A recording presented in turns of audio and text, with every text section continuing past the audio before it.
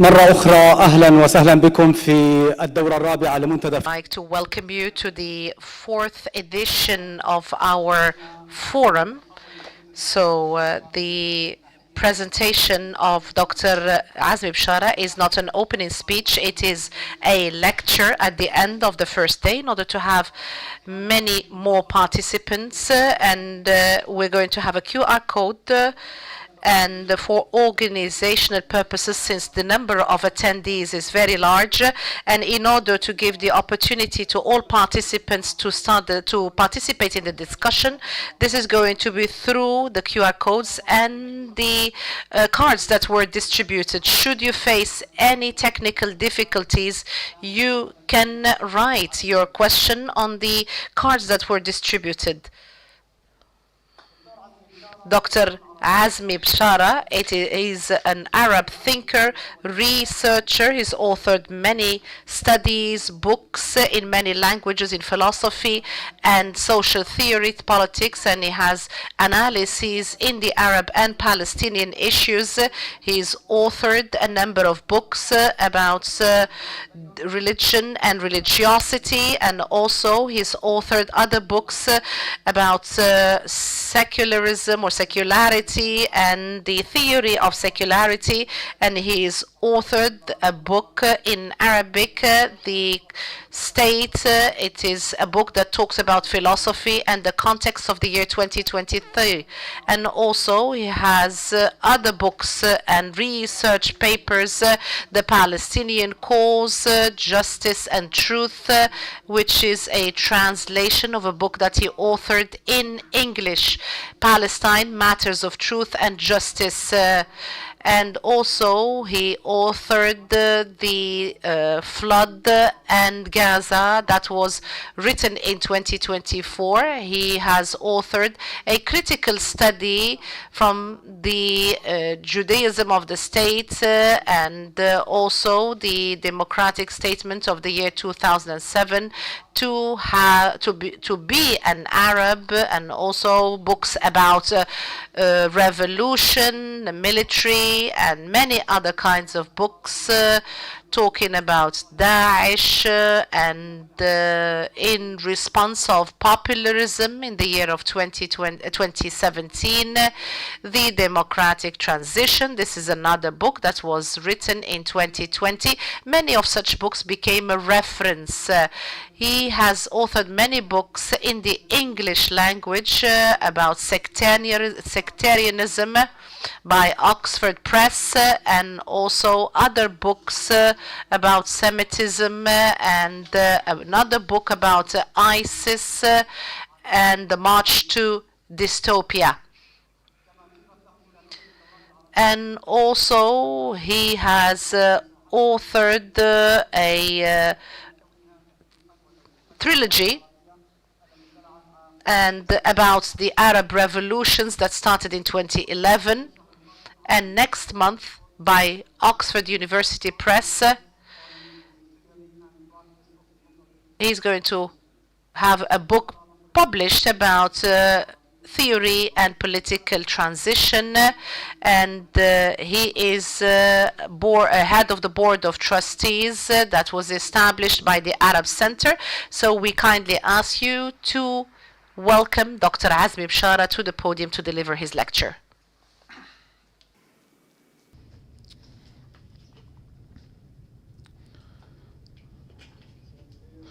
Good evening to you all. Thank you for attending this lecture, and thank you very much. It's been a long day. After such a long day, definitely you will not bear reading 19 pages. I don't know if you've got, all of you received your copy, but the draft of this lecture has been distributed, and I think you know the title, which is definitely a topic many of you would want to participate in. I will speak freely. I will not keep to the text. I will depart from the text just to not let you start feeling bored with reading a long text. I'll start with a very simple matter, and that is we should define what we mean by the national project. If you ask many experts, this term can almost be purely Palestinian. We Palestinians have known this for a long time, and the term the Palestinian National Project and what we need to unify us. We are scattered throughout Palestine, different parts of Palestine, the Arab world, and throughout the world, in fact. So this term, it will be some sort of an attempt, an ijtihad on my behalf to start saying that it's normally associated with the political project. When you say national project, you mean political process, although the political projects can be written in one article and does not necessarily mean that this will translate to a national project. The national project, which is worthy of consideration and discussion, of course, will, as a prerequisite, will have a political project which is formed in a way that makes the aims and objectives of it actionable and able to be not utopic. You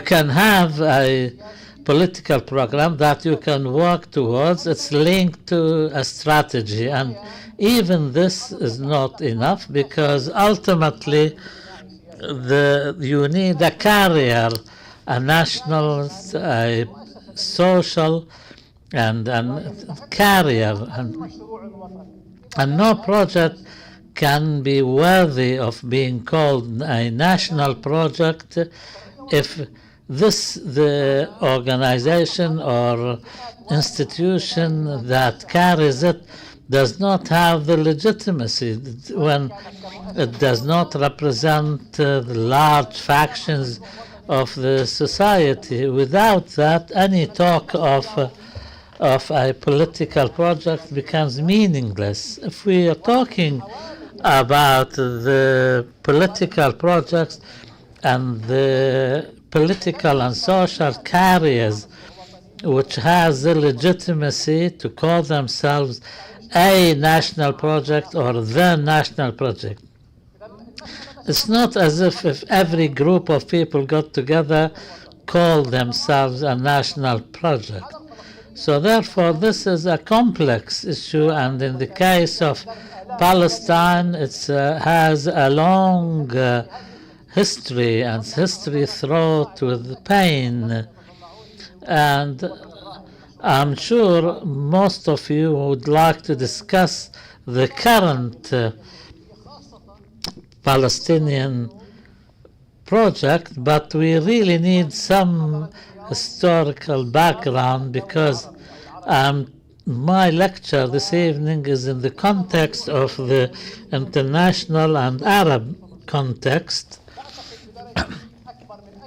I think the Palestinian national project, more than any other similar national project, is impacted by the Arab and international context. All projects are similar, and we cannot consider the Zionist project as a national project or a liberation project, because it's always been linked with colonialism, but it's linked to the Jewish question, which is an international question, an European question, and later it became linked to the Arab context after the Nakba, and Arab countries were formed, national countries which were formed with their own interests and their own objectives, and the Palestinian cause become linked and interactively linked with these countries because Palestinians started living in these Arab countries, and later on came the Cold War with its alliances, conflicting alliances, and later on, after the end of the Cold War and the expansion of American influence in the region. So therefore we cannot understand the Palestinian project without this Arab context.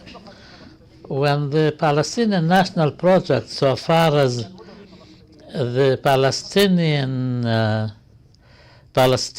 elites, because they came out Palestinian cities, their national project was to protect the Palestinian entity, and this was shortly after the formation of the national project, because the British mandate didn't last more than 19 years, and this was not long enough.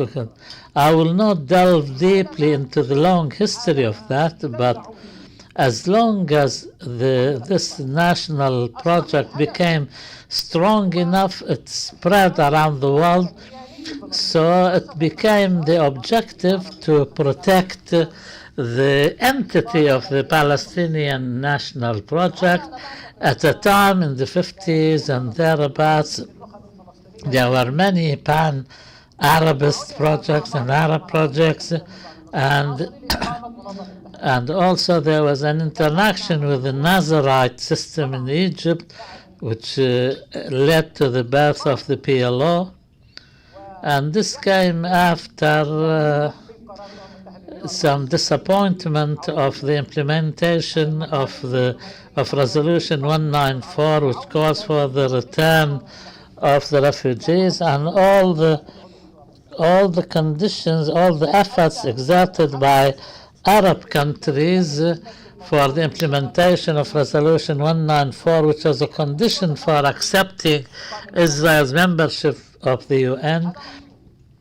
This struggle led to the birth of the PLO.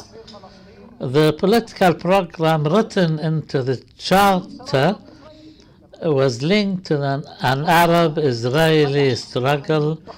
The Palestinian elites, the city dwellers, did not just haphazardly thought of this, went to Cairo and thought of forming this organization.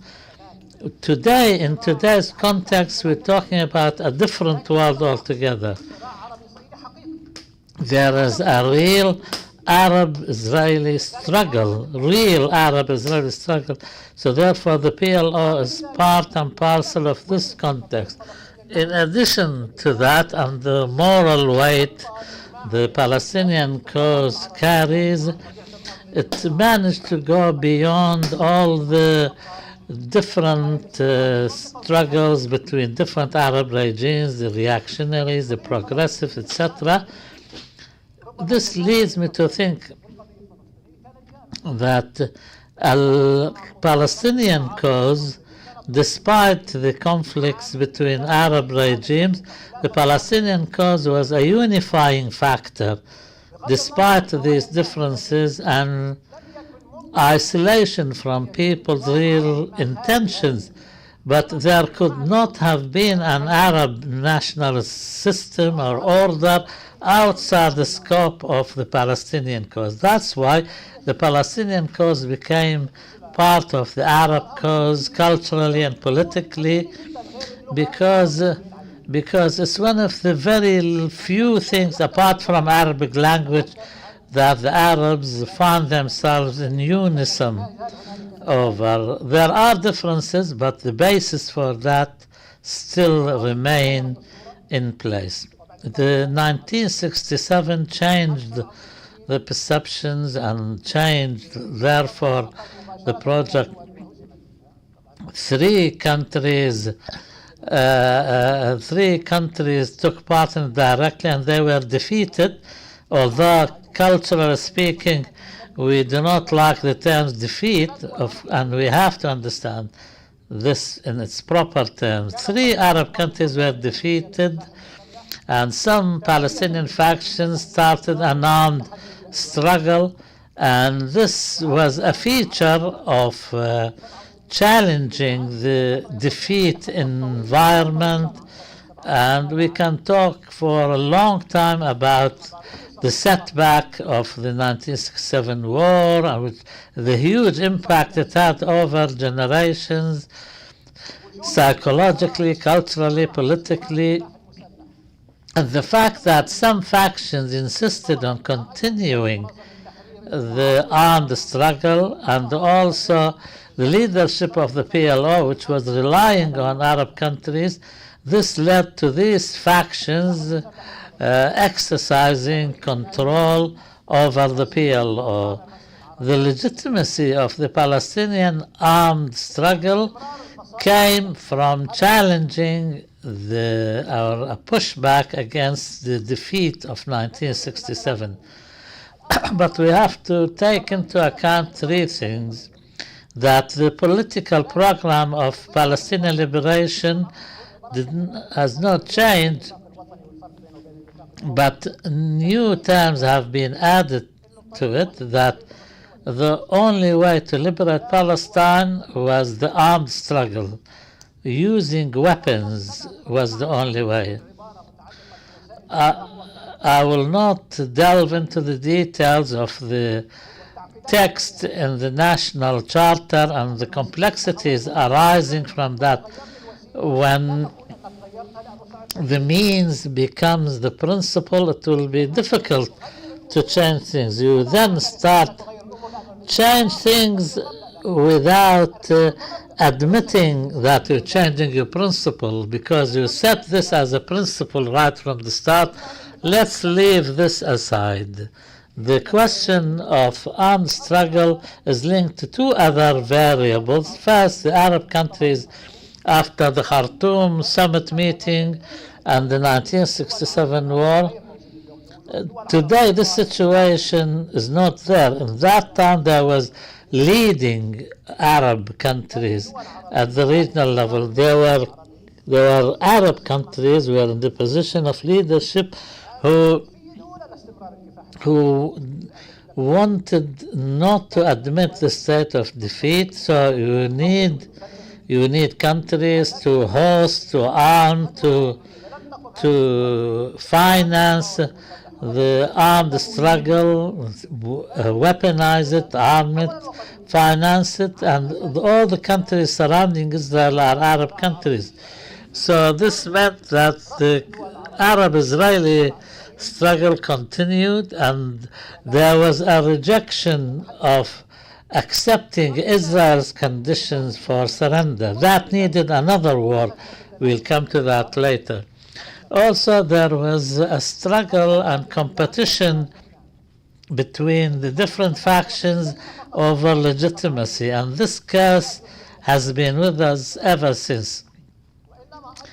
And it's a matter of competition. Who gave more martyrs, who had more operations against Israel? This kind of thinking led, in my opinion, to a real problem regarding our assessment of the struggle with Israel. How do we assess that? We do not assess or evaluate this struggle through the accumulation of accomplishments leading to the liberation of Palestine, but by the number of the sacrifices we make. Because the number of the sacrifices we make, not the number of losses on the enemy, regardless, in some operations have harmed Israel and damaged Israel, but this is not the measure. The measure was how many operations you have achieved and who did that. And according to that, the quota system within the PLO was administered. this is on the technical side. Of course, the ideologies which justify the Arab struggle, some say long-term national liberation struggles compared to Vietnam, Southeast Asia. In fact, we were pushing and forcing the Arab countries to go into war with Israel, because ultimately you keep the momentum of your struggle and armed struggle continue, but you need a war with Israel. When the war with Israel came in 1973,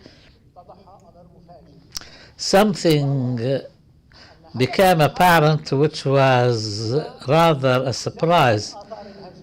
It seemed that it became apparent that the aim of this war was to mitigate the impact of the defeat and to prepare the ground for negotiations, some sort of an honorable negotiations with Israel. The 1973 war revealed that these Arab countries who went into war wanted to regain control or liberate their own territories. And you know, later on, some years later, Egypt got Sinai back through negotiations, and the realization in Israel that peace with Egypt was worth it, because once peace is established between Israel and Egypt, is worthy of returning Sinai, and this conviction will not be repeated elsewhere, because they thought that if Egypt signed a peace agreement with Israel, there will be no more wars between Israel and Arab countries. This is worthy, so far as Israel is concerned, of insisting on giving back Sinai, because although they knew the importance of that strategically, the Palestinians found themselves facing a different situation. The Arab countries, the countries of steadfastness and pushback, and this after the death of Abdel Nasser and after the retreat of the pan-Arabist or Arab nationalist ideology, the Palestinians found themselves that the steadfastness and pushback and resist Israel collapsed, because no Arab country can fight Israel without Egypt. But what is more important here, if you go back, you will find a term which appeared in 1973, although 242 and 338 resolutions appeared after that war, is the principle of land for peace. And the Arab countries, the model of peace with Israel in return for restoring territorial sovereignty became the norm and became the paradigm.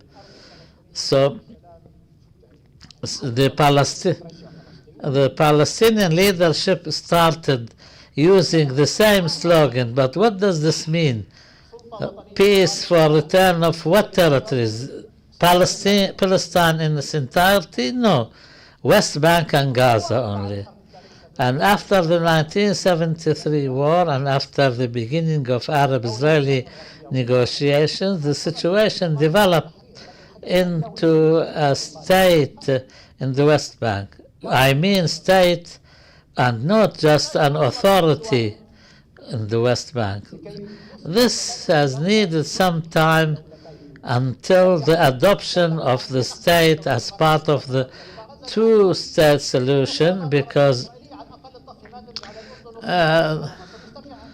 there was negotiations at least to achieve the objective of not returning the West Bank to Jordan and Gaza to Egypt, because similarly to Egypt getting the Sinai back, there was fear that they would want Gaza back and the Jordanians will get the West Bank back.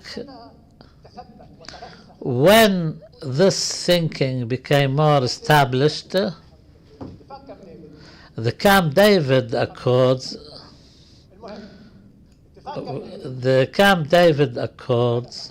what did that do? After Camp David managed or enabled Israel to wage war to destroy the PLO, this was the first time that Israel was able to wage war on an Arab country on its own. Gaza is not the only case. The siege of Beirut and Israel waged its war on Lebanon. This happened.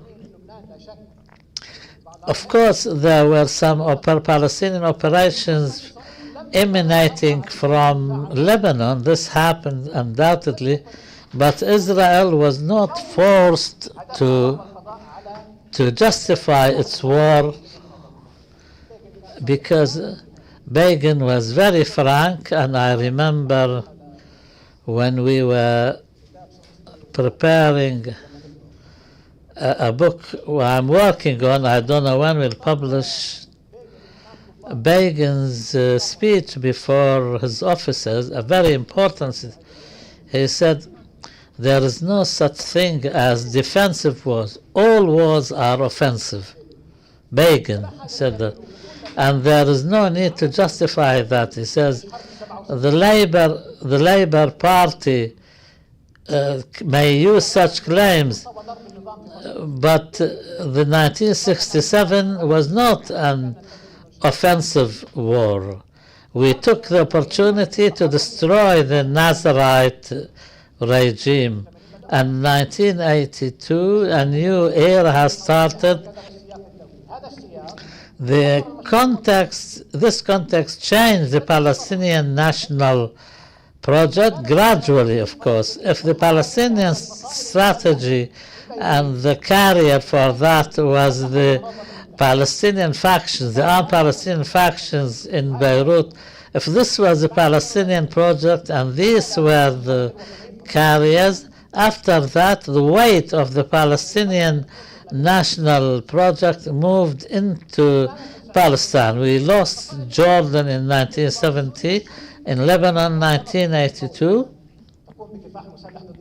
and in Syria there were Palestinian factions, but we cannot say they waged an armed struggle from Syria. Khalil Wazir specifically and the rest of the Fatah leadership understood that the weight, the center of gravity moved inside the Palestinians. You remember the national liberation started inside Palestine with the municipality elections, etc. But brothers and sisters, it cannot be for this national liberation movement to have an armed struggle. You can say that or do that outside Palestine, but if you are under Israeli control, how can you have that? Resistance, armed resistance can be as a reaction, can be, but you cannot have a strategy of national liberation. So we started using the word resistance and not the word fidai or guerrilla fighters, etc. The word reaction is a reaction to an action, the action of occupation. Now, this emphasis on the national, political national work inside led to the first Intifada. The first Intifada was a new phenomenon. It had new slogans and it gained international support and divided the Israeli society.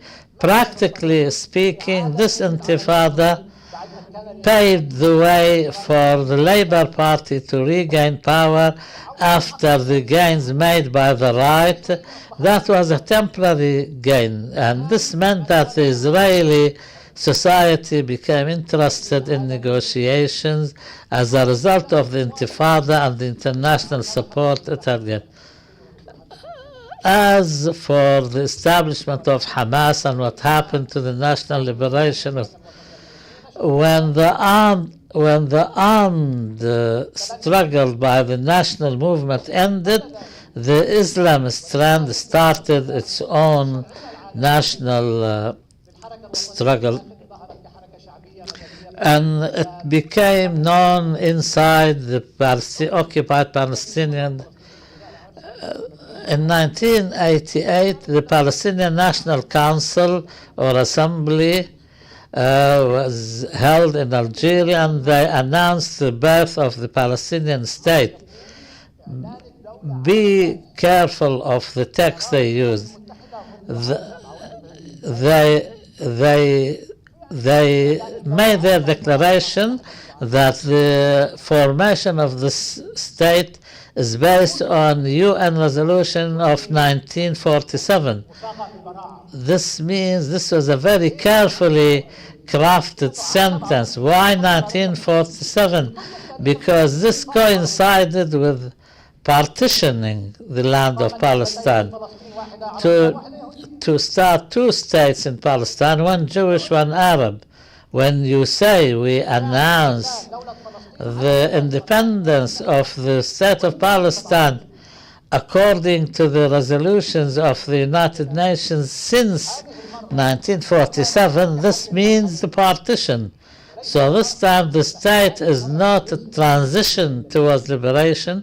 This is part of the two-state solution. This is a huge change, and this was the loss of all the sacrifices made by the Palestinian people in the first Intifada, and the glory and the international support when the Israelis were breaking the arms, literally, of Palestinian youth, according to Rabin's admission. This time, the Palestinian, the Islamist resistance was birthed to say, contrary to the 1988 PLO announcement that says the land of Palestine is a Muslim endowment, we cannot give up any inch of it. This is the total contravention of the previous project. Hamas has been talking for years about a Palestinian state, but not the same language according to the PLO Charter. Therefore, a struggle started.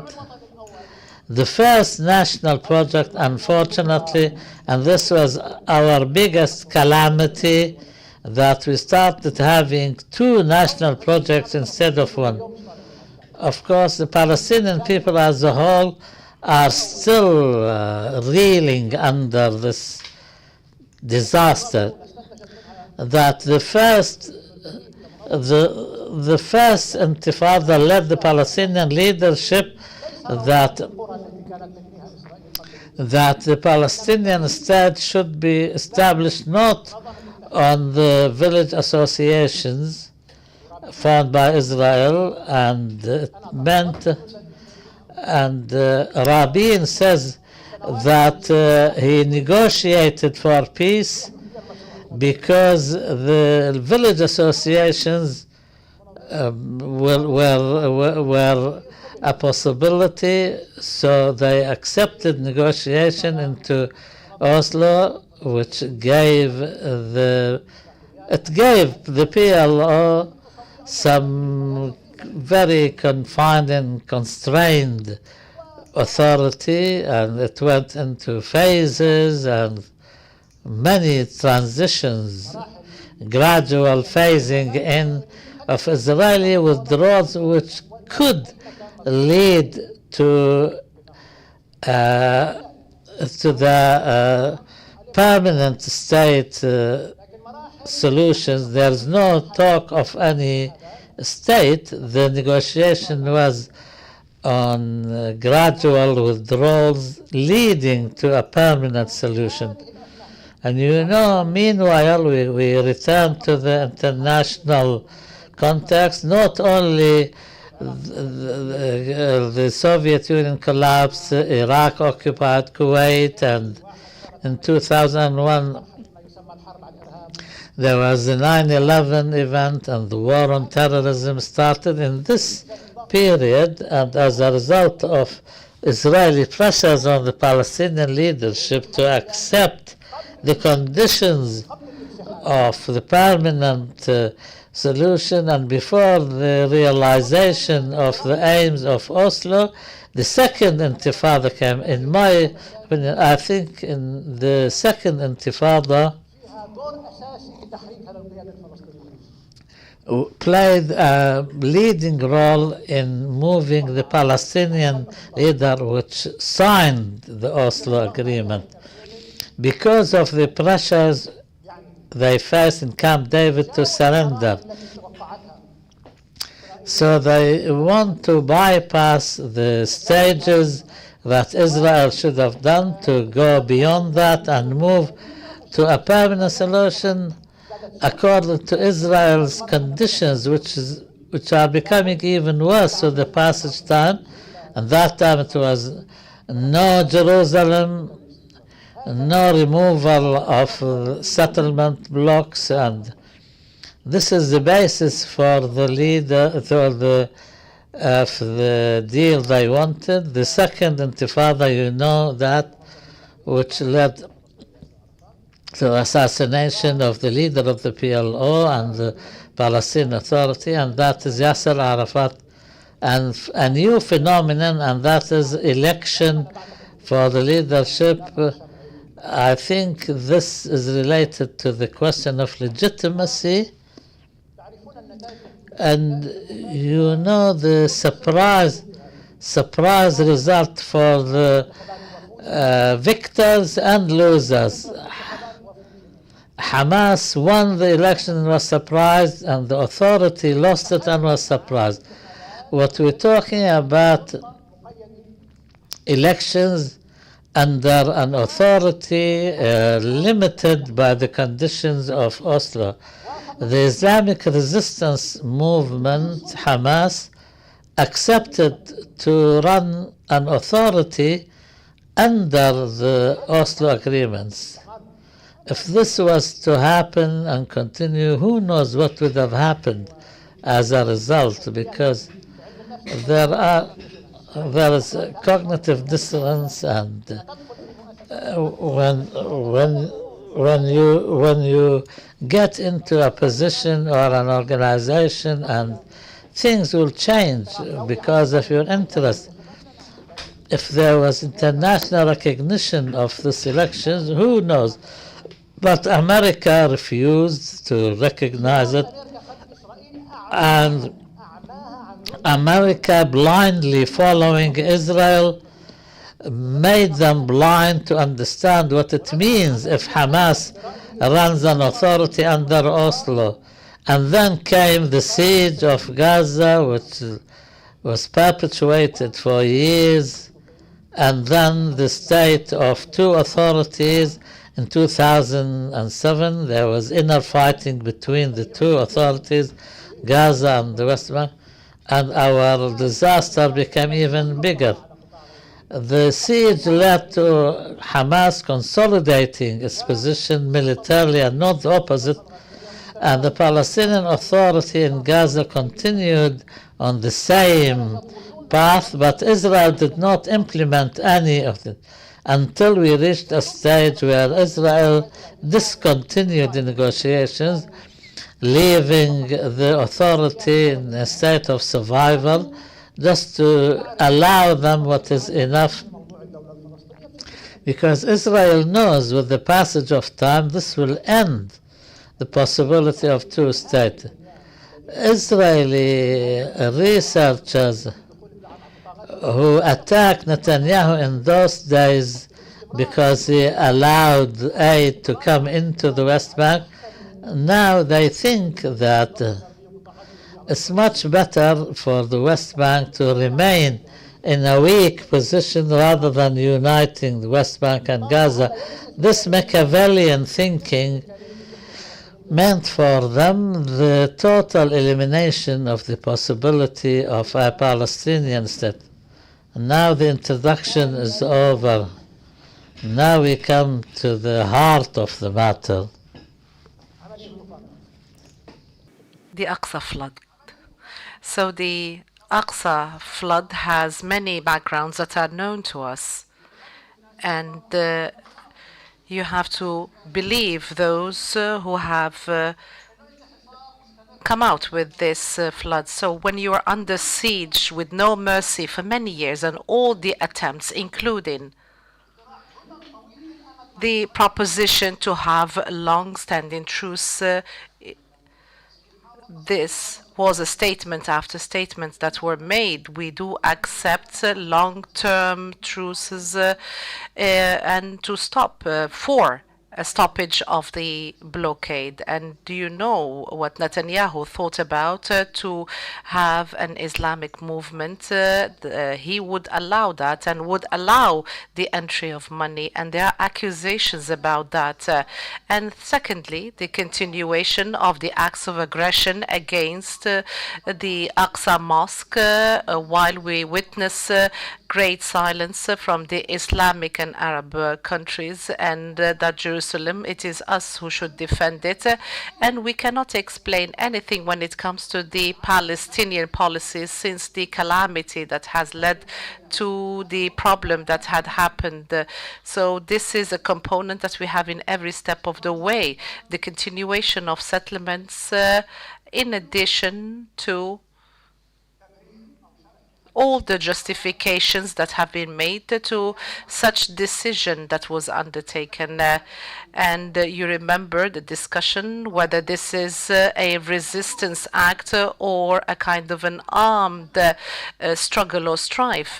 This armed strife or struggle, Israel put an end to it in Lebanon in 1982 to move from a resistance movement, a kind of a reaction to a blockade and other things, and also the storming of the Aqsa and the storming of houses in Sheikh Jarrah into a planned attack and where the axis of resistance would join and the Palestinian police will work against its officers. This was the official discourse that prevailed then. We do not remember it, but the Aqsa flood, all the analyses, yes, are accepted, but these were announced in statements and speeches. There have been speeches that said these are our objectives and we cannot just ignore and sideline these objectives.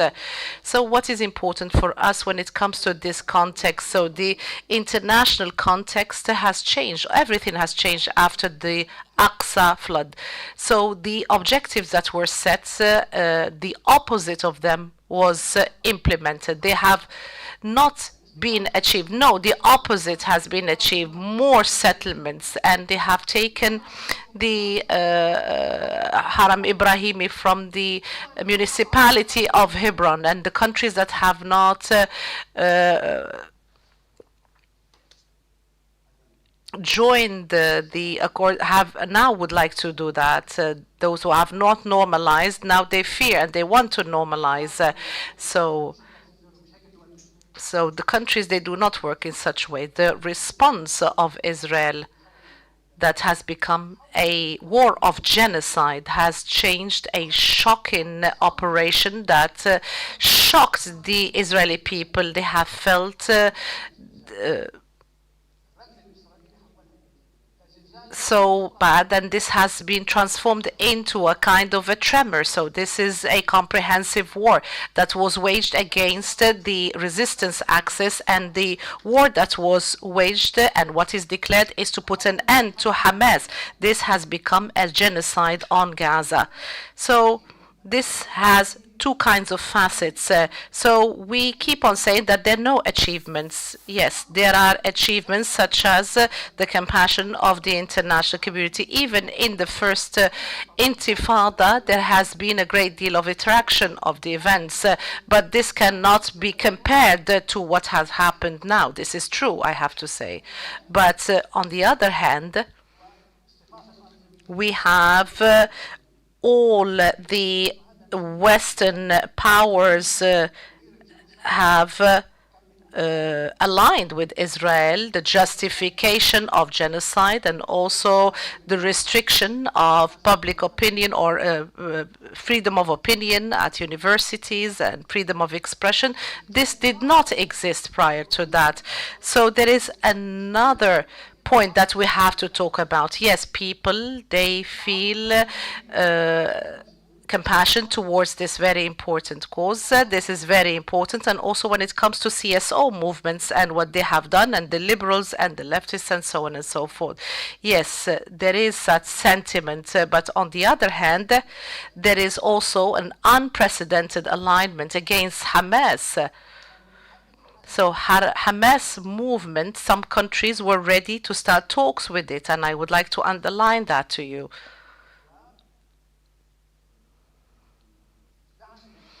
And the support for Israel in such fierce way, and here I would like to tell you, dear sisters and brothers, this is due also to the fact that they have lost their Zionist hegemony on Western countries. So that is why they use compulsion in order to stop the positions that are supportive of Palestinians. So they used to have such a hegemony in the past. They didn't need to sack people from their jobs, but the situation has changed. And internationally speaking, the Palestinian cause has moved from the situation of marginalization after the Aqsa flood, and also we have this fierce official position in favor of Israel. And also there have been some attempts that were made after the war went far from any justification of self-defense and so on and so forth into genocide. Now we have seen so many started talking about the two-state solutions and also a conference and also but with no mechanisms. You would feel that this is just something that is verbal, something or a position vis-a-vis the genocide. When you do not present any program in order to achieve the two-state solution, these remain only words. And also you put preconditions on the Palestinian Authority. You tell them that you have to come up with reforms, as if the way the Palestinian Authority, the way it manages itself, is the reason behind that. Talking about corruption and elections, this is a way to put an end to it. You hear that Macron here and there says that the PA should conduct reforms. Yes, they are corrupt. Yes, they are the most corrupt system. But anyway, Israel is very sensitive vis-a-vis democracy or corruption. If the PA reforms itself, this is going to be a way to solve the situation, and we become part of this kind of discourse and talk about reforms within the PA. Anyway, this is an internal matter. What has this to do with the two-state solution? Is there a people who's been asked to do such a thing in order for them to be recognized as a state? So this is the context. So yes, there is this sentiment that prevails worldwide. We can see this sympathy vis-a-vis Palestine, and this has made many Arab countries resort to what is now being talked about, the code word Majlis al-Salam, or the Board of Peace, after all the destruction that our people have subdued in Gaza and the expansions that are taking place in the West Bank, and this is a kind of a creeping annexation of the West Bank in order to control the situation. This is a plan in order to control the people, similar to the apartheid system or regime. In these circumstances, when you take Gaza and you establish a board of peace, and we can have a board of that includes people from Gaza, but we have to underline this. Imagine we have a board that manages Nablus, and the people who do so are all from Nablus. Yes, it is very important for the ruling committee to be all from Gaza, but this is a new rhetoric for us as people, as a national project or movement. This is new. So it is better than having the British or the Americans do so. But look at the rhetoric, and the Board of Peace would have its own internal constitution, and the president who will lead this Board of Peace is the President of the United States of America. There has not been not even one statement, neither by Fatah nor the PA nor Hamas, against this Board of Peace. These are victories. There is an acceptance, not because you're happy with these situations. No, these situations have been imposed on you. Why have these situations imposed? Because it was imposed through military might. And now there is a board of peace that will manage the situation, headed by the President of the United States and some other people who thank President Trump for this initiative. I would understand the Prime Minister of Italy to thank Trump for the initiative, but to have somebody from Gaza thanking Trump for the initiative, thanking him for what? For the genocide? We thank President Trump. This council, this board of peace, was imposed by military might, and the main objective is to rehabilitate the reconstruction. And I do not have information. I do not know if Hamas is going to accept that, but the reconstruction comes with the condition, which is for Hamas to surrender first its weapons and to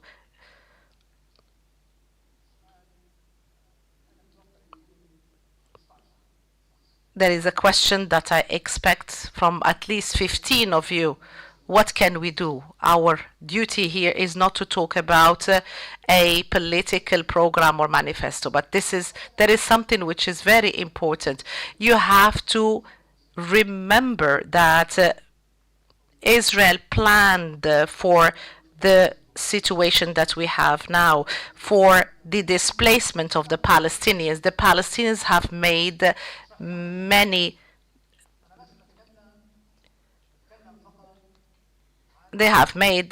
so many sacrifices, but what I'd like to talk about is the coming phase and the resoluteness of the coming phase. First of all, we are here as a people, our national discourse available, and we as intellectuals, we try always to deepen the history of our strife, of our struggle, and so on and so forth.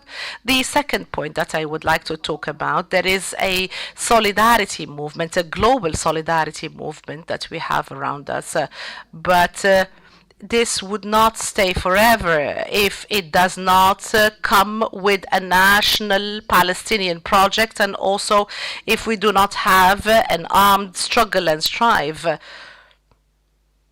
And this should be directed by this national project. Many in the previous years, before the Aqsa flood, many were trying to understand what the Palestinian wants. So we heard about the Palestinian negotiations. There were agreements, but there was no one national project. Sometimes you agree on certain political components, but when you do not have the carriers for that projects, people would be bewildered. They wouldn't know what to do. I think the most important duty is relevant to the will of the people, but at least the will of the people is a free one. That is why there are no necessities. There are no things that are definitive. They all are conditional sentences that are uttered here and there. And if we're able to overcome all of this and come up with a national project, this would lead to the continuation of this global movement. If we understand that there is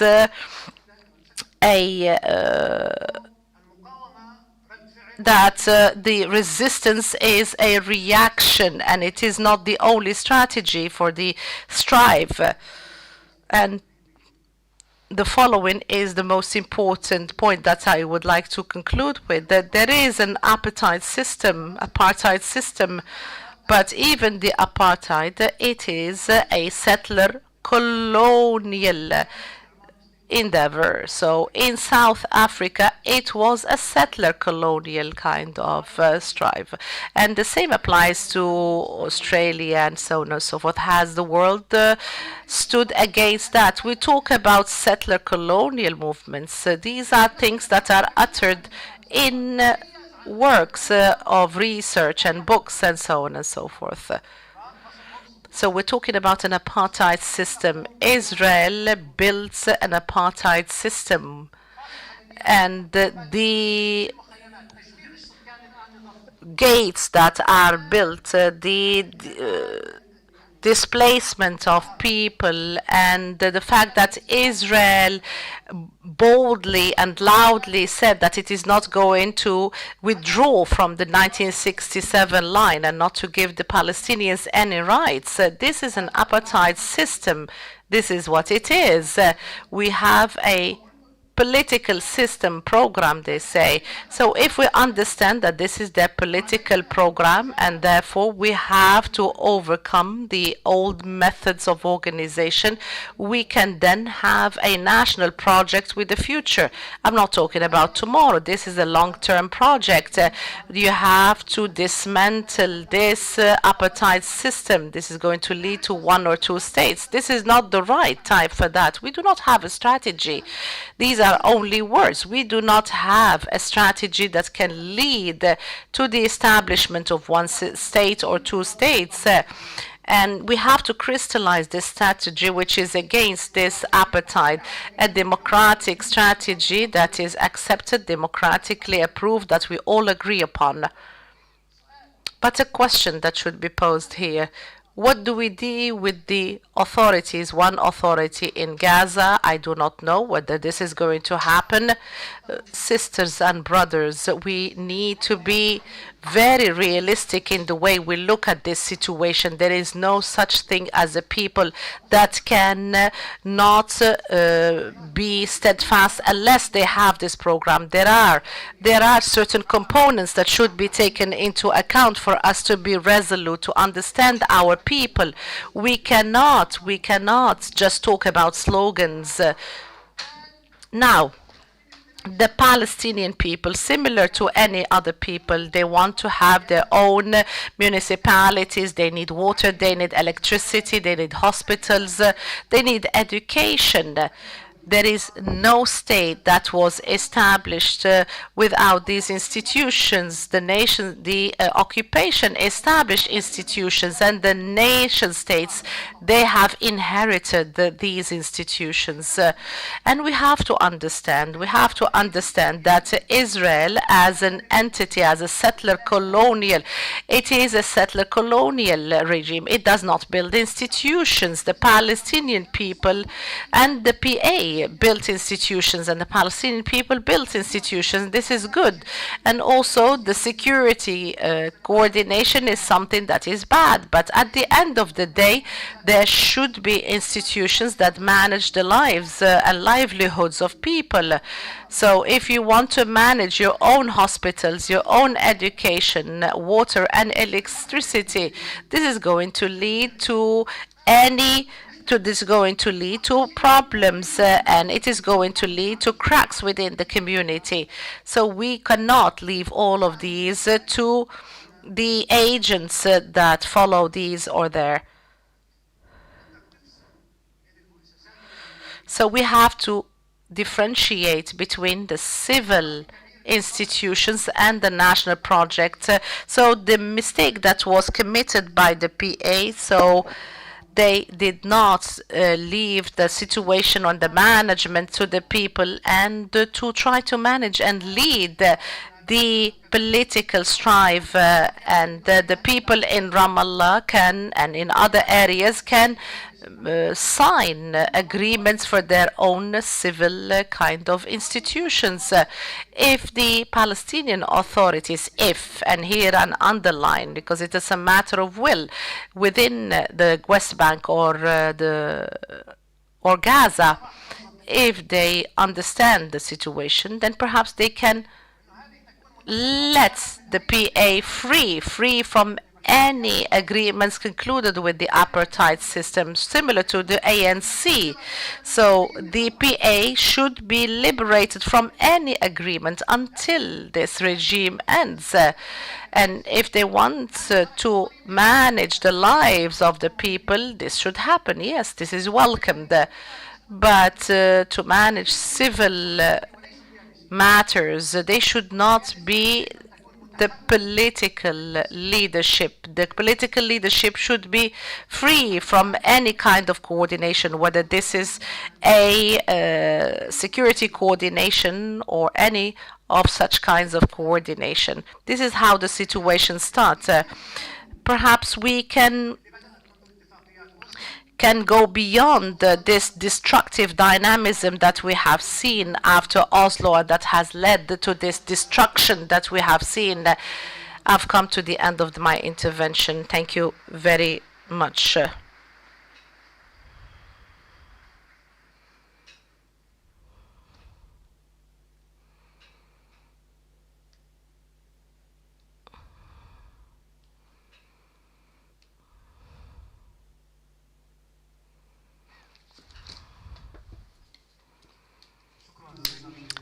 I would like to thank Dr. Azmi Bishara for the lecture. Would like to open the floor for your questions and answers. I would like to thank you for being with us, for following us.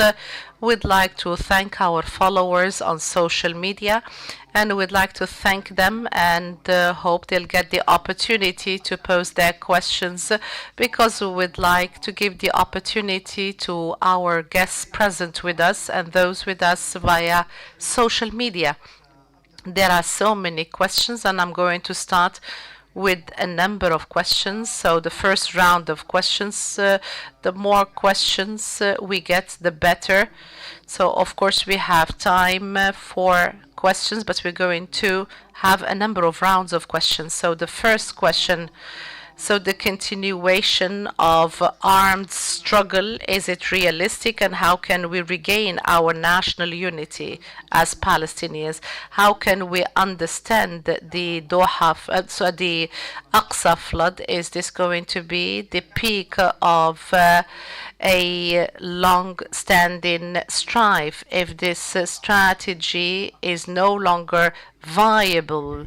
So how can the Palestinians crystallize an alternative kind of system after a clear diagnosis about what we have reached and the crisis of the Palestinian Authority and Hamas?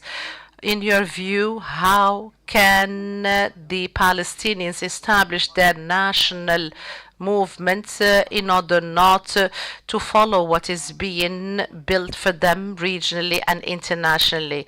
So what is the future of the Palestinian cause in light of the Trump policies and the world silence? How can we have a system that would be comprehensive for all the Palestinian people? I'm going to stop here, and after that we can give the opportunity to the other guests to pose their questions or have their questions answered.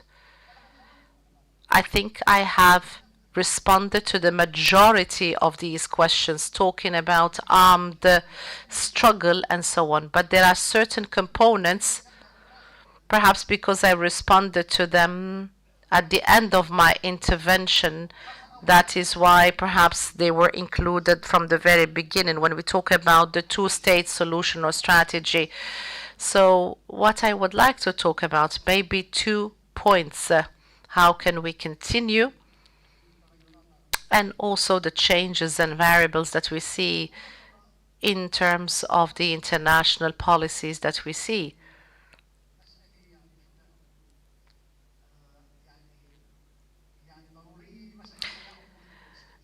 So there is a thing that is a matter of life or death. So what is coming is very difficult, at least the coming years. It is going to be a very difficult phase because we've been left alone and so on and so forth. This is a huge calamity and shock. That is why to be able to continue, I have to say there are hundreds, thousands of youth who have been politicized and shown solidarity to the Palestinians. And I would like to tell you that people externally have a compounded responsibility now. So they were able to control one village after the other. So they go to a village and they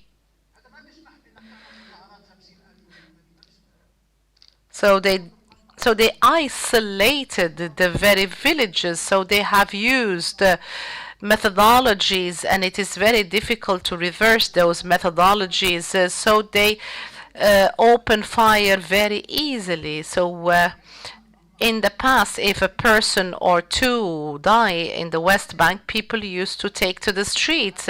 Now the situation is different altogether. Now we see mass killings.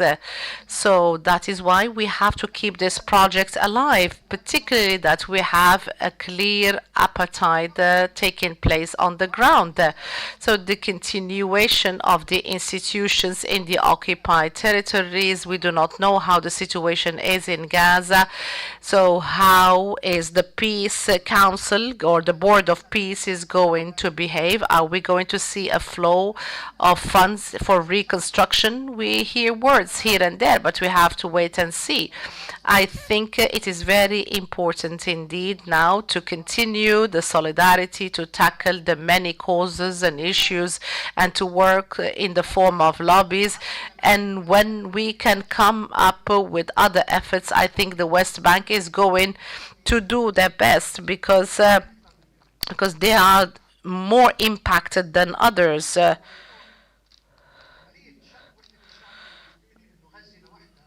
And the fact that they have put the situation as it is and the division that we see in Gaza, so the strategy that is being implemented is a satanic one. They were able to plant a kind of an organized crime, and this is something that is not usual in those countrysides. We're talking about 300 people who are killed. So organized crime prevails in those areas, and this is something that is time consuming. We have had an intifada against the government for them not to fight the organized crime. On the contrary, they want to encourage it, and this is something that exists. And there are so many fronts in which we're going to see so many problems arise. I'm very much interested to have the national factions. These cannot be ignored. They exist and they have their own experiences, and we cannot ignore them. So to see a kind of an agreement about their discourse and what is happening in Palestine is an appetite system. When it comes to the state, I would like to take this question in order to warn you about something, very important. Some talk about a disagreement between Trump and Netanyahu, and that Trump reprimanded Netanyahu. No, there is no administration that is so in agreement with the Israeli government as this one. And even the Board of Peace, when they come up with any proposals, any agreements that come from Davos, would be attended by a representative from the American administration, and that representative would come up with proposals, and these proposals are theoretically and practically Israeli. He would come up with an Israeli formula, and you would sit there to discuss this. And the presence of some Islamic and Arab countries to say this is not acceptable, these proposals are going to be Israeli. And if no one stops them, they would be adopted. So there is total harmony that Netanyahu, he is ready to accept what is happening, to accept all his whims, and also to satisfy his ego. So the reason that is used by the American administration, it is the logic of power, so total hegemony by the US.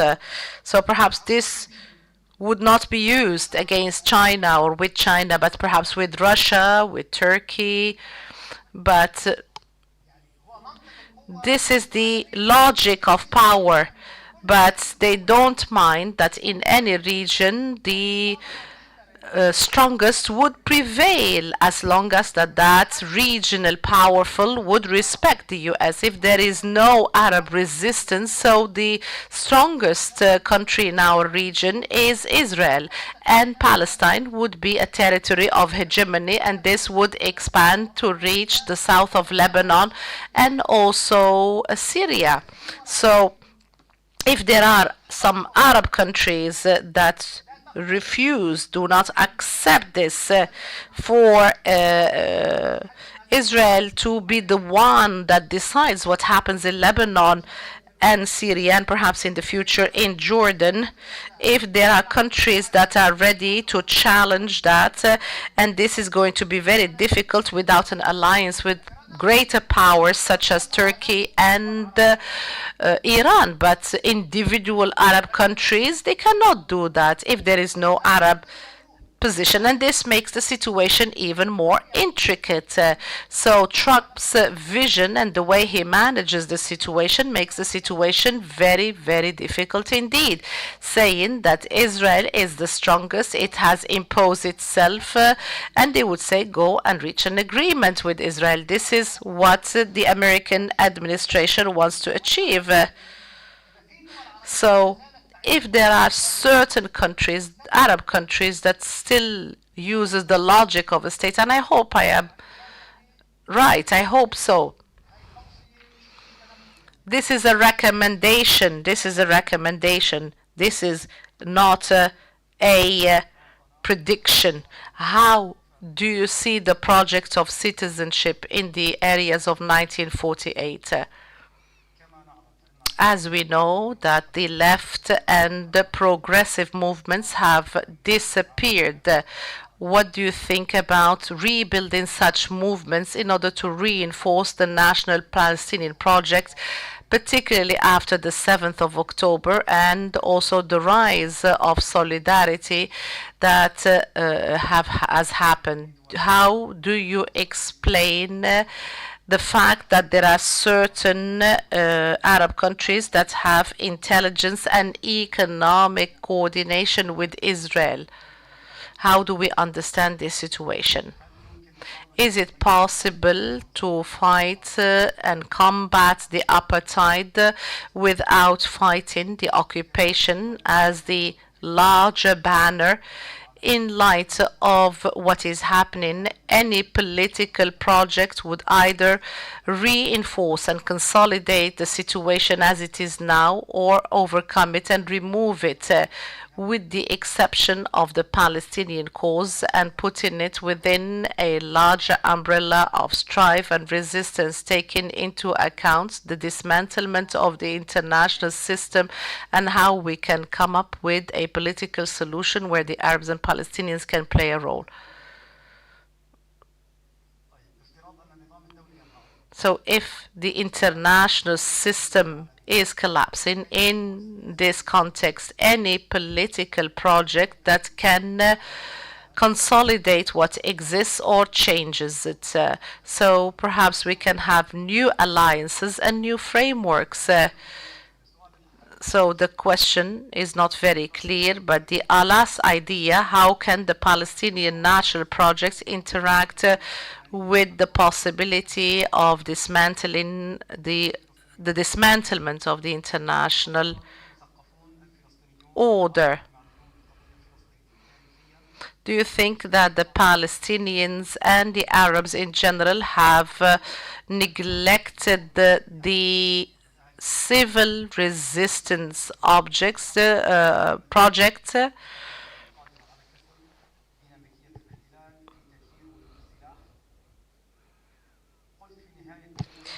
At the end of your intervention in the last forum, he said that you do not see any lights at the end of the tunnel and that we need to come up with ideas in order to see some lights. Is there anything that leads to some hope? If the Arab countries have let go of this resistance project due to the pressure they have been subjected to, so what is the outlet in your view? Is it with the entry of a number of regional powers? And the last question, we have understood that Israel practices apartheid. So how can we have a resistance role in this regard? And what are the tools that can dismantle this apartheid system? And how can this dismantle the competitiveness that we see? So there are some questions that have not been posed, that I did not pose, why this name or that name, and so on. So we're talking here about an open discussion where people can pose whatever questions they want.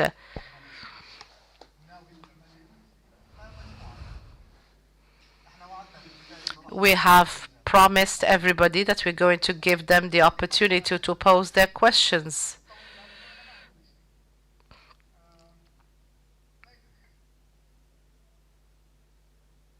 Microphone, please.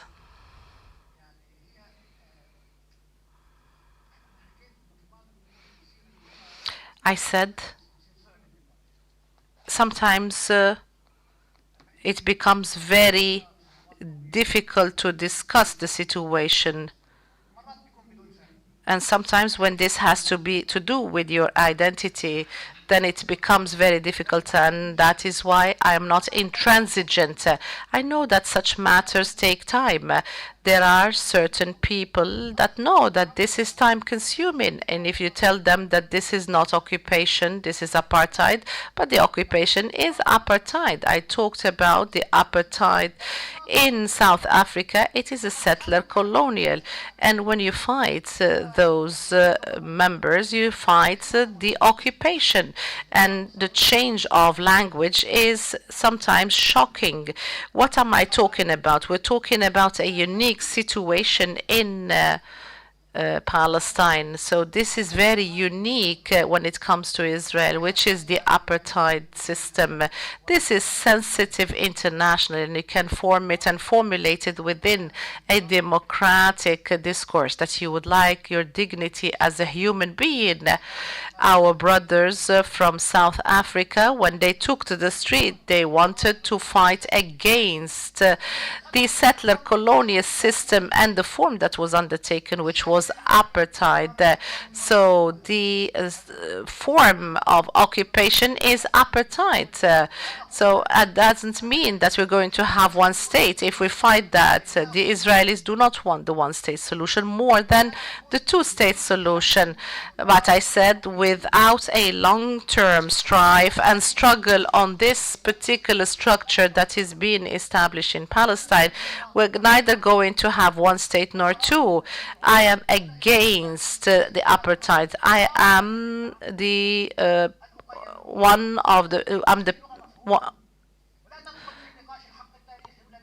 I'm part of the people of this country, the indigenous people of Palestine.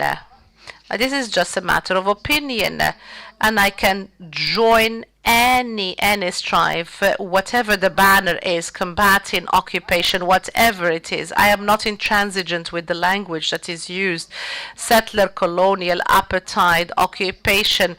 I see many people, intellectuals, they're talking about the two-state solution, one-state solution, and so on. Let's talk about the apartheid first. You cannot fight over the outcome, because we have to fight against this apartheid, an occupation that would keep on segregating, excluding, marginalizing people, and pushing young Palestinians to migrate, to leave Gaza and to leave the West Bank.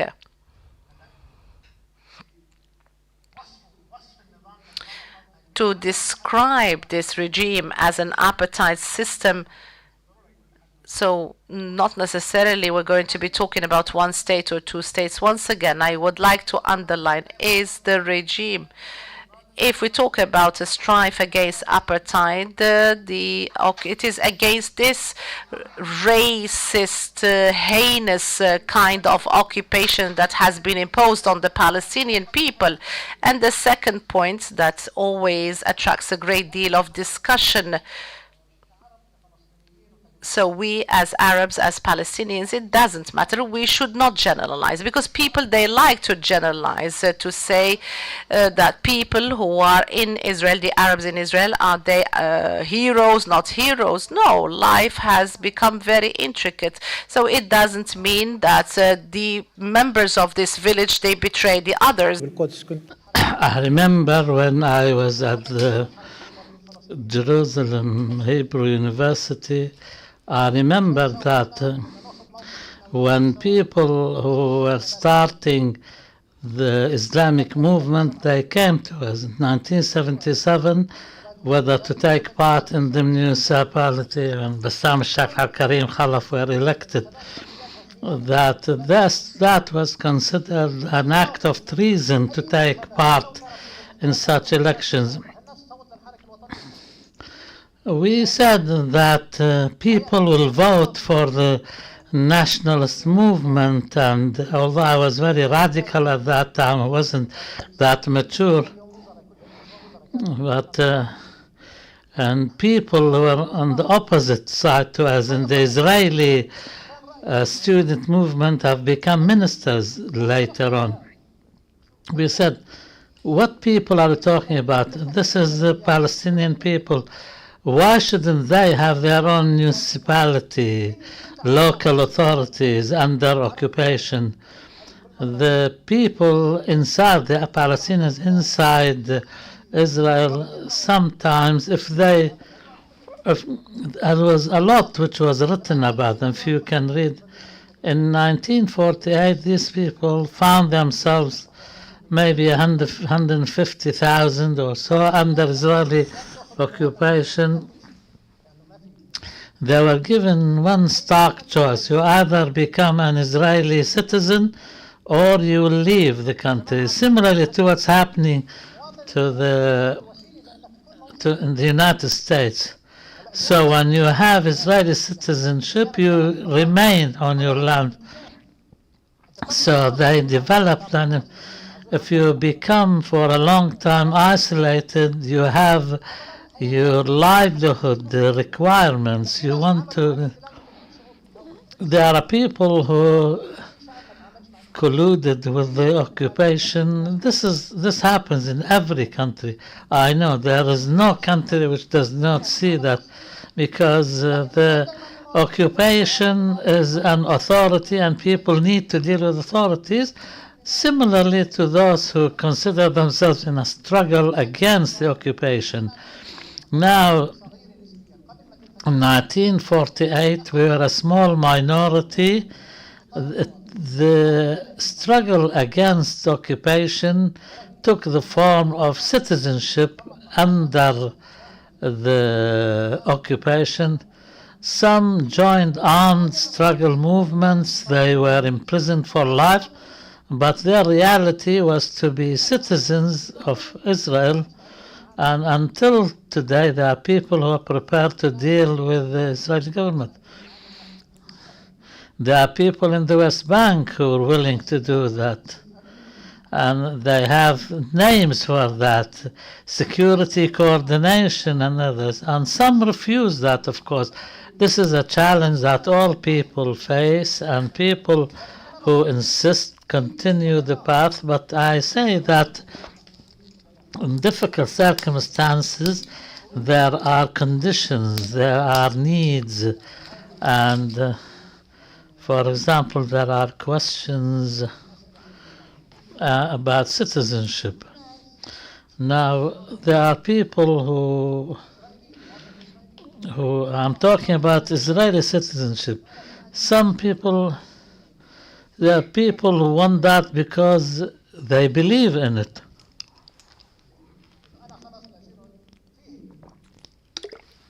Some want to be that, Israeli citizens. But some people are saying, I'm struggling to achieve equality, full citizenship.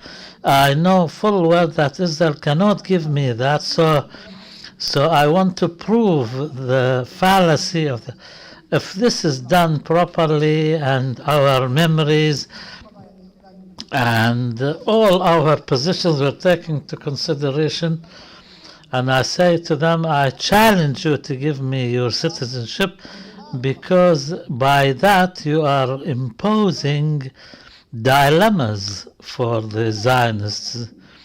I used to say that any state should be a state for all its citizens. They used to find that as a huge challenge for the Zionist ideology, and it's a challenge to the very nature of their state, because they legislate against that. So let us look at this battle as a complex, compounded question.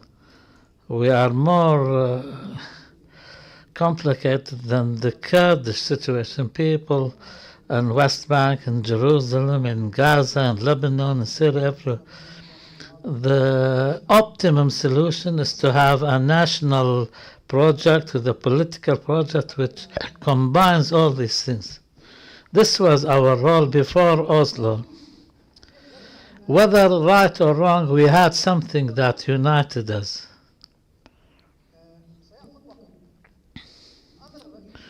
And even if that took time, and theoretically speaking,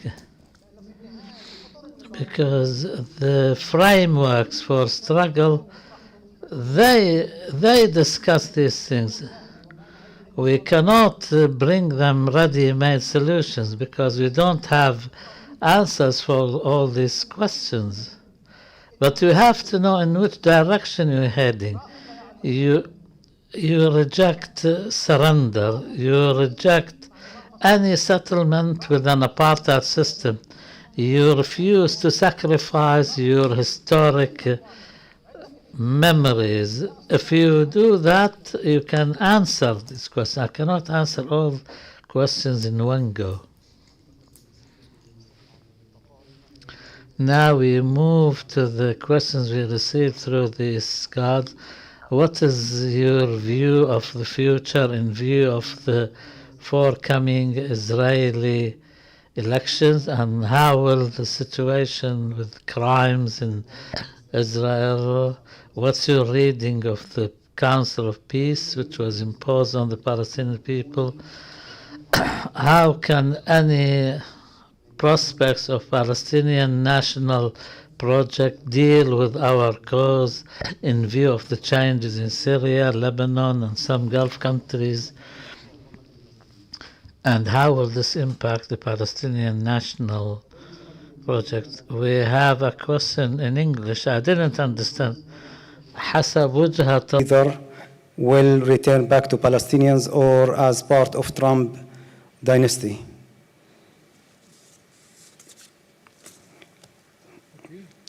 كيف يمكن أن How can the Palestinians benefit from the existential dilemma faced by the West with the Trumpism?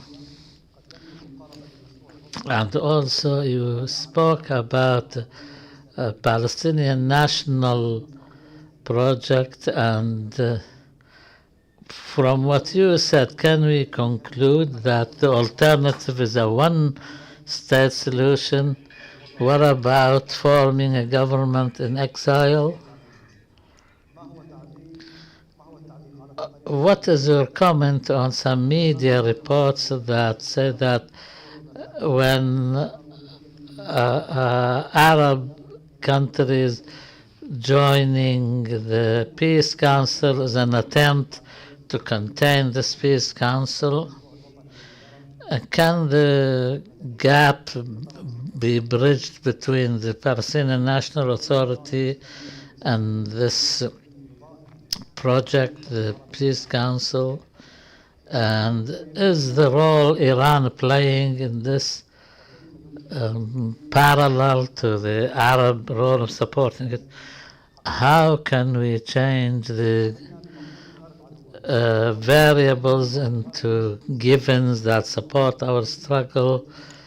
And it's always been said that you need to understand your enemy. How can we invest in this to further our cause?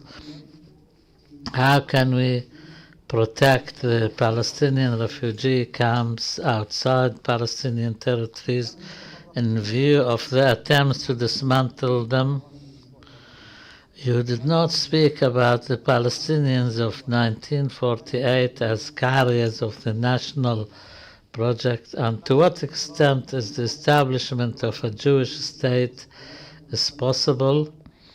What about the chances of evading the current peace plan, and what will happen if the Palestinian factions refuse to give up their arms? And also, can there be a separation of the PLO and the PA to solve the current dilemma? Do you think the leadership understand the necessity to this disengagement?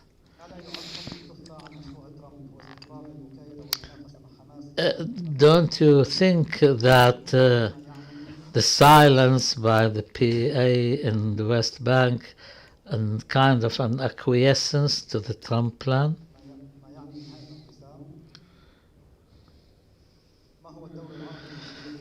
What is the Arab role in the Palestinian cause? Don't you fear that if you confine the Palestinian national cause into fighting the apartheid region, do you want me to tell you all the questions? There's quite a few yet. In view of the daily attrition in South Lebanon, is there still any room for resistance in Lebanon? The Peace Council is peace between who and who?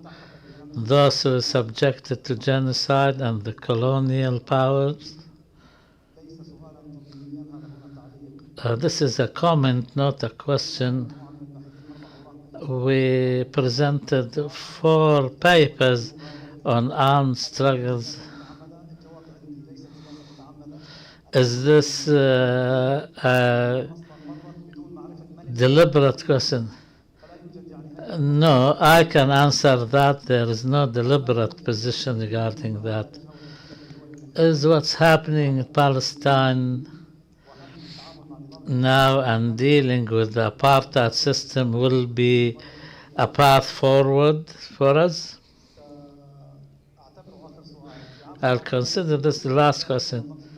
In 1978, the Palestinians inside saved the outside. Now, shouldn't be the opposite? Because the Palestinians outside are more able there. Our apologies to some questions who we could not pose.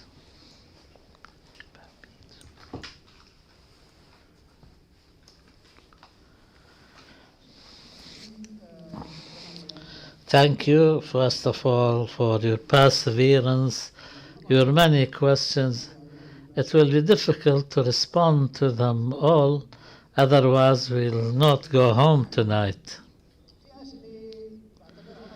I think some questions are more inquisitive and require a long analysis, like the Israeli elections, for example. Israeli elections are, I think, supposedly scheduled to the end of October. Maybe they can be brought forward. In the current situation, the leading coalition, ruling coalition, does not have a majority. But last year, since Trump came to power, the coalition is on the rise. The behavior by the American administration and the war they waged on Iran and Israel's ability to expand war against the resistance camp, this gave Netanyahu some credit that his path, because now we are in a situation where Israel hits and nobody responds, and since the ceasefire this continues, Israel hits, the other party receives at the receiving end and no response. So this proves Netanyahu's position that this is good. Netanyahu is still not able to form a coalition. I think his position is related to the war, and that this was a long shot for the Israelis to drag America into war on Iran. They thought this will never happen, that they can to also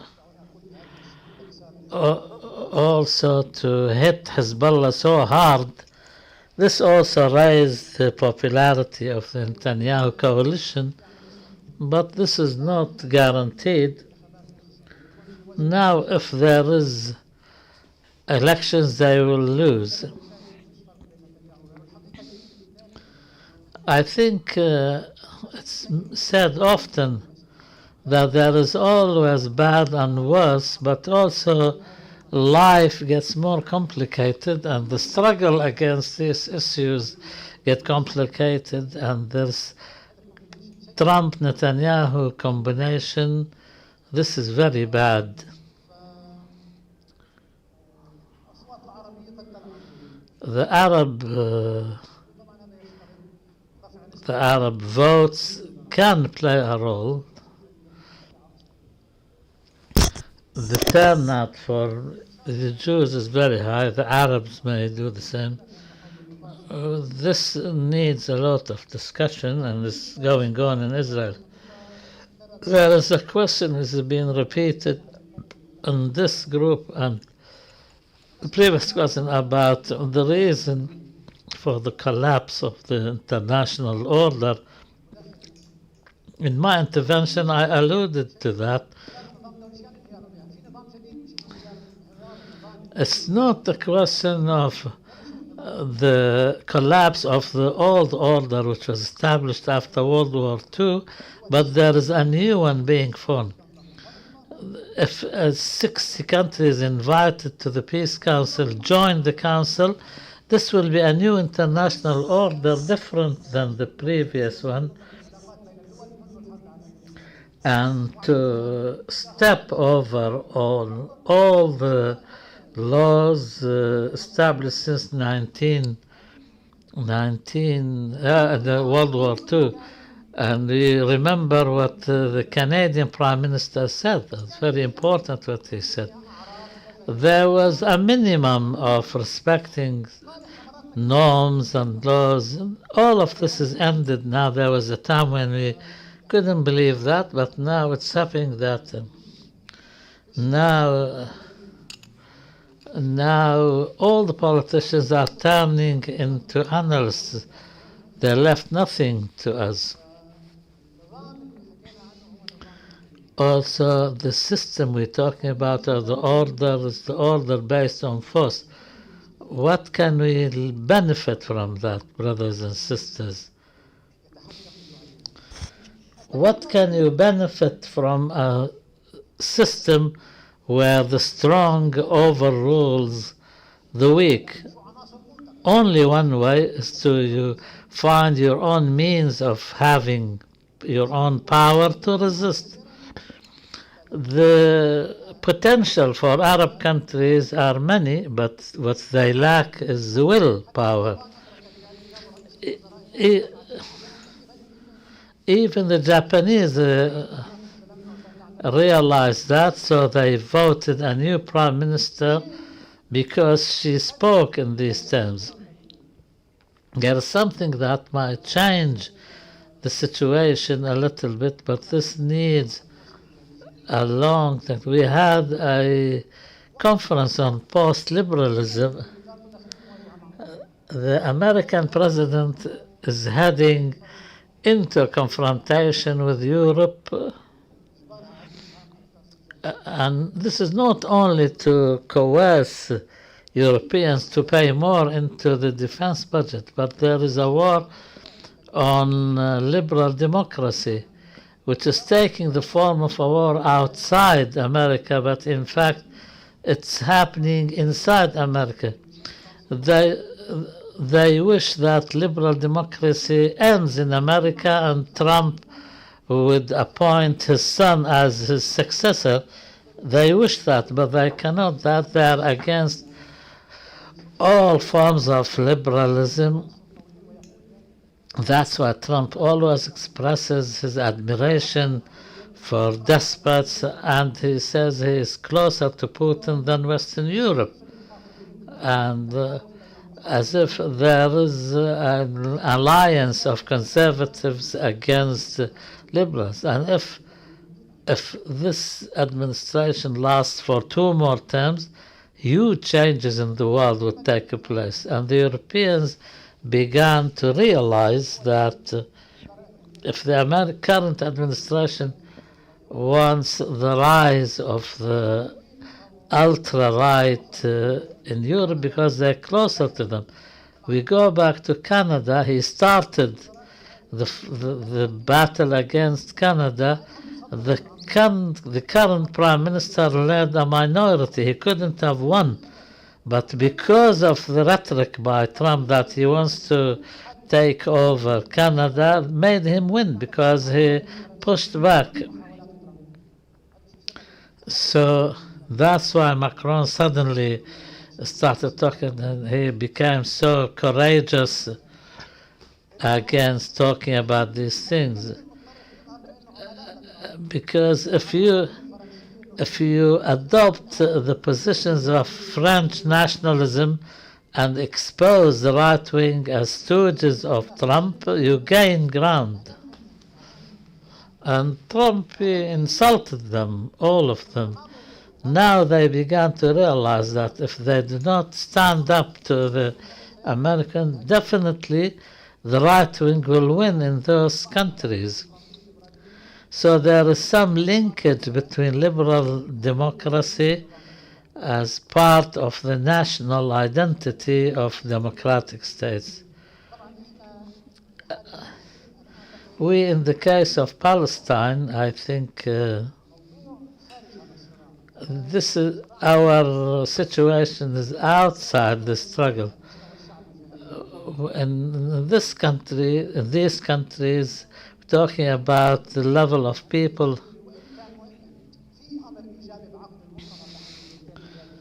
there is some positive things to holding the conference on the two-state solution between France and Saudi Arabia, but the only good thing is that such a conference is held, but there are changes, real changes, apart from moving the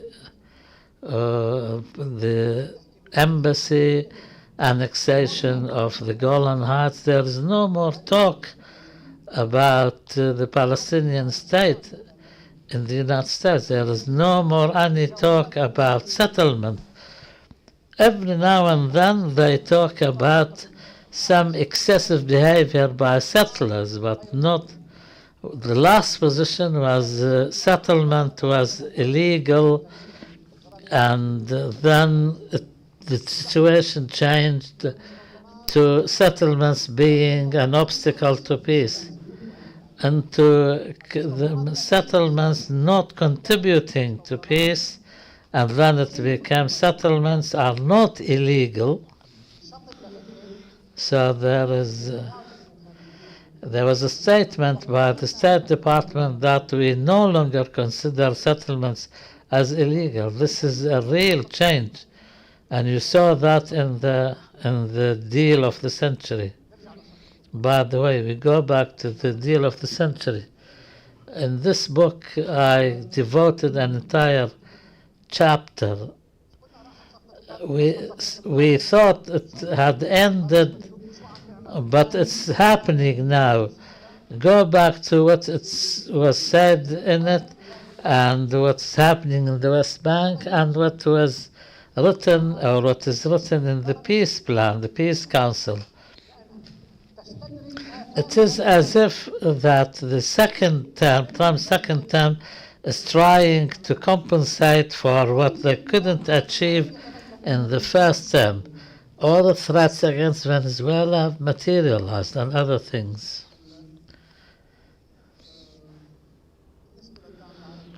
As for Arab Islamic support,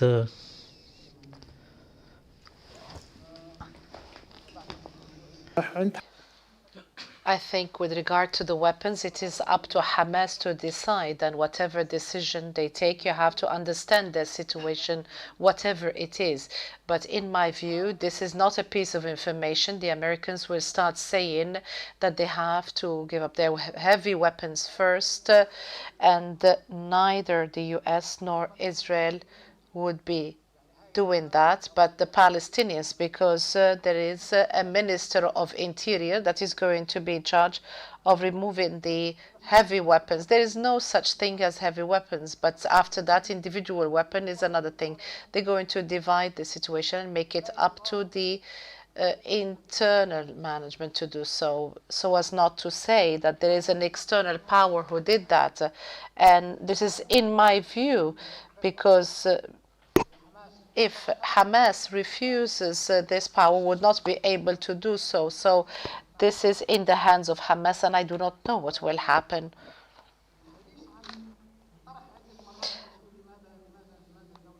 So there have been many questions talking about the one state, brothers and sisters. This is a topic that I have written about a great deal in the Palestinian journal.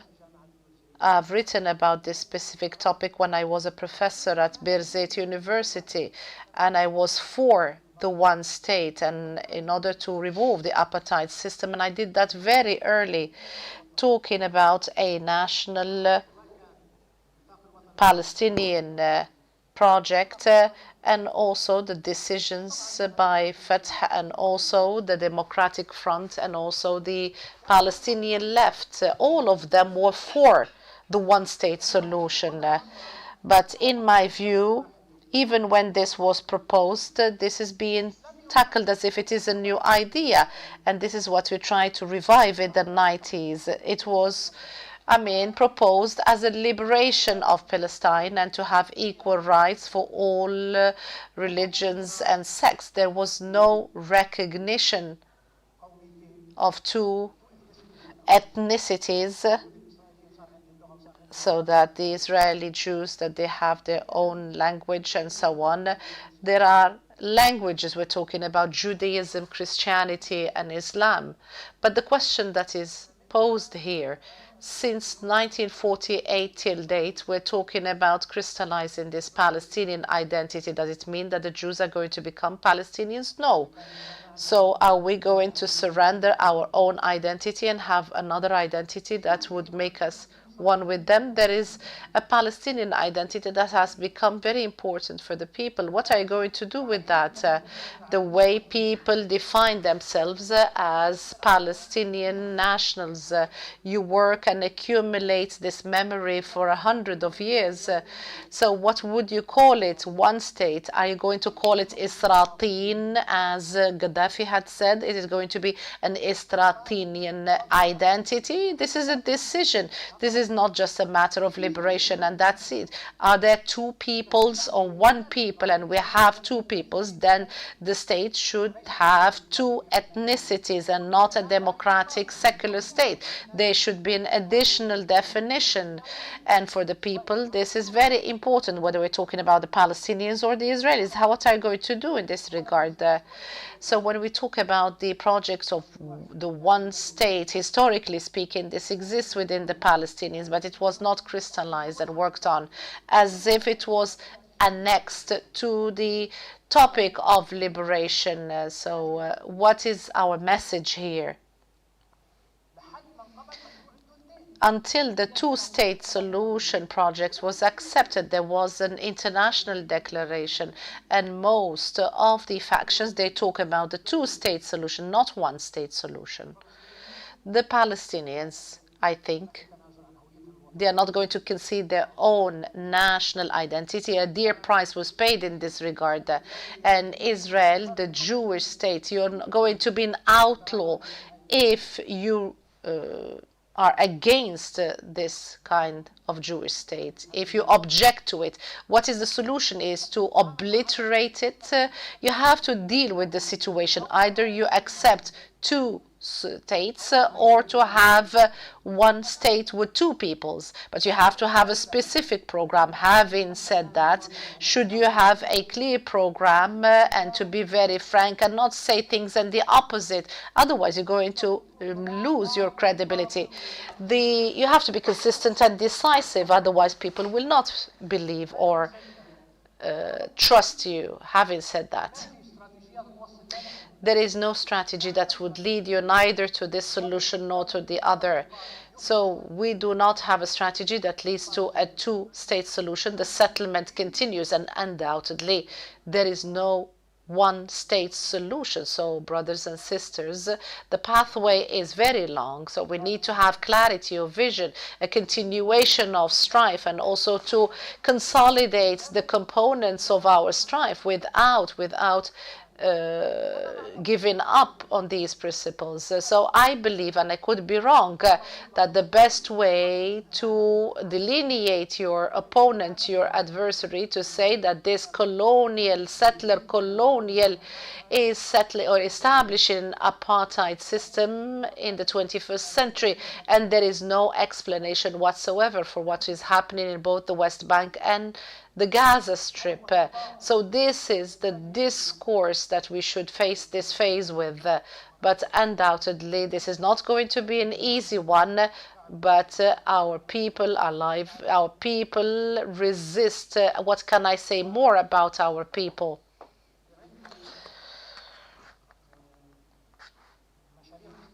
And those who have any projects of despair then there's no room for that. May the peace of God be upon you all. Once again, would like to thank Dr. Azmi Bishara for the lecture and for the questions and answers. We here announce the end of the first day of this edition. We're looking forward to meeting you once again tomorrow. Thank you very much.